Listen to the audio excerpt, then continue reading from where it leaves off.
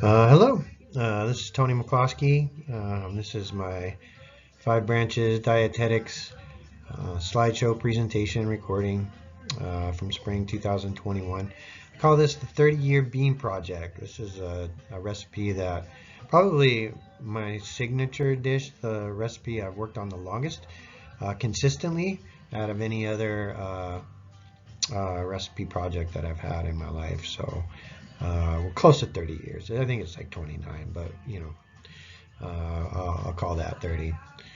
Um, so this is a little bit of a history of this. This is a variation of a family recipe my father taught me, a bread, beans, and rice recipe that my grandmother taught him. My father's side of the family is originally from Culebra, Puerto Rico. My grandmother grew up there.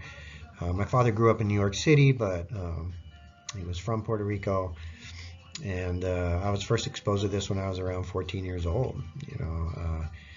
I wasn't too interested in cooking back then, but I was learning to be, and so sometimes I helped out. Most of the time I didn't. I was always wanting to do other stuff, but sometimes I was, asked to help out, and so I did. My dad did take a lot of time and a lot of effort in everything he did in the kitchen, and I didn't appreciate that then, but I definitely appreciate it now. I think he definitely planted a seed for me to do the same in the years to come, and so I eventually started to attempt this recipe when I was around 19 years old, and I've been working on it ever since. Um, so I burnt and abused so many pots of beans trying to get this right. It's unreal how many times. Most of the times I suffered through it and I still ate it. Sometimes it was so bad I had to throw it out, but most of the time, it was repairable to some degree. But that's how we learn. So yeah, and the end results I'm bringing you today. So hopefully you don't have to go through all those toils that I've learned throughout the years, which is uh, I'm sure. The ingredients are pretty simple: 1 pound of small red beans, 2 packages of smoked ham hocks, 1 package of salt pork, 1 red onion, 1 garlic bundle, 1 to 3 jalapenos. I did add the jalapenos myself. That wasn't part of my original um, dad's recipe, but I like jalapenos. Um, Small can of tomato paste. I prefer tomato paste, but you can use whatever you like tomato wise. And then 1 to 3 boxes of beef broth. And then your rice of choice. I do 1/3 brown to 2/3 white. Just like I mentioned in the lecture series. One of the research projects I did through school was um, researching the differences between brown and white rice, quality wise and characteristic wise. And of course, brown rice, they say, is so healthy for us because the husk of the brown rice really absorbs a lot of nutrients from the ground, but unfortunately, it absorbs some of the mineral contents that in certain quantities can be taxing on our system, and arsenic is one of them. So the study that I read, or a few studies, they basically suggested, or one of the suggestions that I took away from that study, to be more accurate, was, to keep your brown rice content down to 3 cups or less a week. And so this way, 1/3 brown, 2/3 white, I can make um, 3 rice cookers full of brown rice, of rice a week, and not go over my brown rice limit. And so that's about kind of average what I do for rice, 2 to 3. In my small little rice cooker. I don't have a big one, but as far as appliances go, I definitely recommend a slow cooker for this. I can't emphasize that enough. And a rice cooker. The rice cooker is convenient. You don't have to do that necessarily, but the slow cooker is just really night and day. I used to do this recipe in a stainless steel pot for a long time. I'd say 20 years.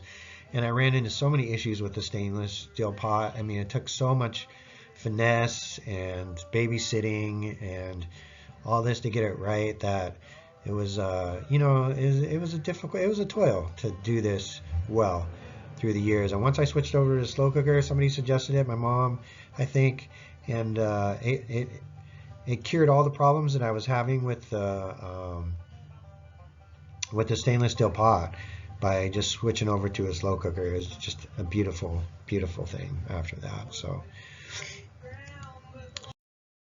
preparations are pretty simple. Wash your beans and drain them. Place the beans in a slow cooker. Add your beef stock till it's about half full, the slow cooker, and then I put in my tomato puree. Mix it all up. I wash and cut my veggies. Put that in the slow cooker.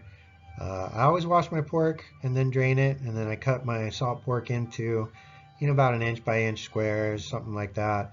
And throw that in there. Then I put my ham hocks in there. Usually it starts to be pretty close to full at this point, but if it's not, I can always top it off with more beef stock until it's almost to the top. I back it off from the top just a little bit because the beans will start to swell after a while, and if it's too full, it'll spill over.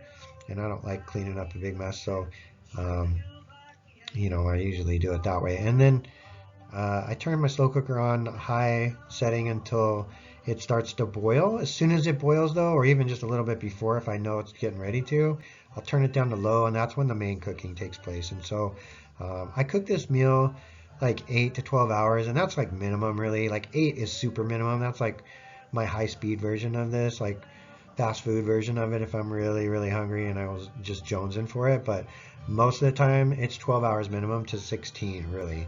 I think the flavors just blend better the longer that you cook this. I've tried doing it in a hurry and I just don't like the way it turns out. Some people might, if they're okay with that, that's great. But for me, it's just something to be said for the flavor when it's 12 hours plus in on this dish. I think that's why they say a lot of stews and chilies and stuff taste better when they're reheated and stuff. I think that has something to do with it. Just this, continual cooking and basting of itself, over time, and so breaks down differently, I'm sure. And I do stir it occasionally, even in a slow cooker, at least once an hour. But in the steel pot, I had to stir it every 15 minutes, and even then, like if I missed it, sometimes by 15, 20 minutes, like a 30-minute stir, so many times I burned my beans like that. It was just, it was really, really frustrating. And so, you really bypass a lot of that frustration by using a slow cooker. And then you wash and prepare your rice at the very end when you're getting ready to serve. So here's a picture of the ingredients I use for this particular batch. It's not the ideal ingredients that I normally use. I had to make do with what I could find locally, and so I'm still trying to figure out stores that I'm new to this area, so I'm still trying to figure out stores that have the stuff I'm looking for without having to go all over God's creation to find it. And so I went with black eyed peas and black beans mix this time. So a little bit of cheese, a little bit of kidney in there, and then and then the regular ingredients and I couldn't find the smoked ham hocks, so I kind of put together a little something. Pork jowl, bacon. I've never used that before, but it looked fatty enough to, maybe recreate some of the collagen that you get from the ham hocks. I don't know.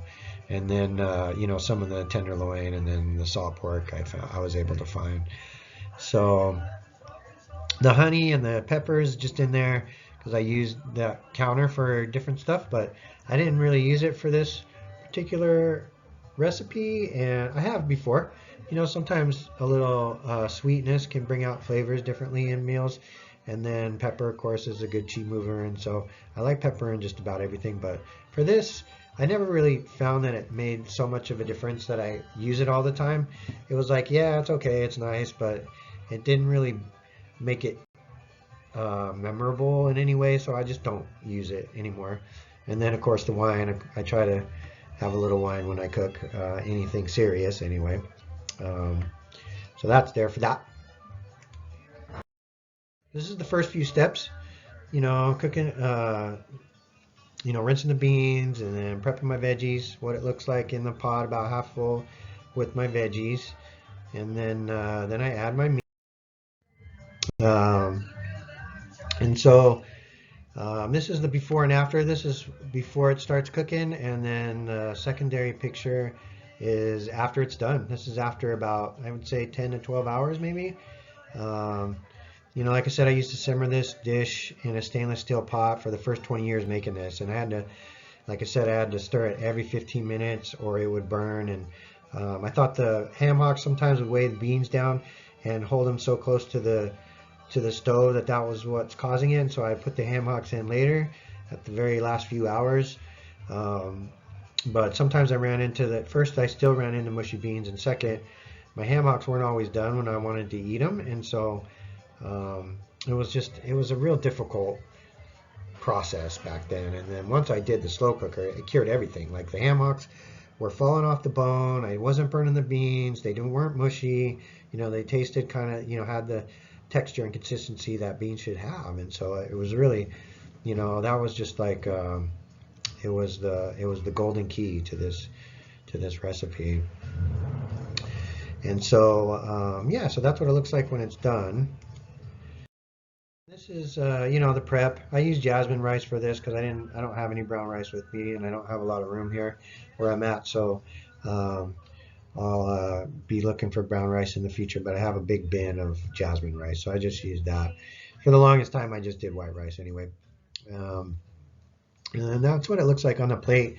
That's my little presentation quality picture. Like I said, the jalapenos, um, you know, I would have went a little lighter on the jalapenos. I used the stem and stuff too. I think something that Dr. K mentioned about using as much of, you know, the food as possible. I started using the calyx and the stems on a lot of my foods if they're organic. And, um, you know, I'm going to try that, see if I can be a little more appreciative of the foods that we're given.